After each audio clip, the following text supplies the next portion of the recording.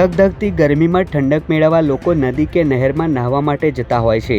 ત્યારે આજરોજ ભરૂચ જિલ્લાના અંકલેશ્વરના સારંગપુર સ્થિત મીરાનગરના 8 જેટલા મિત્રો નહાવા માટે અંકલેશ્વરના ઉમરવાડા પાસેથી પસાર થતી ઉકાઈ જમણા કાંઠા નહેરમાં નહાવા માટે ગયા હતા। યુવાનો નહેરમાં નહાવા પડ્યા હતા। તે સમયે જ અવધેશ કુમાર નામનો યુવાન એકદમ પાણીમાં તણાવા લાગ્યો હતો, જેને પગલે મિત્રોએ બુમરાણ મચાવતા સ્થાનિકો દોડી આવ્યા હતા અને પરિવાર તેમજ પાનોલી નોટિફાઈડમાં જાણ કરતા ફાયર ફાઇટરો પણ સ્થળ પર પહોંચી નહેરમાં ડૂબી જતા લાપતા બનેલ યુવાનની શોધખોળ હાથ ધરી હતી।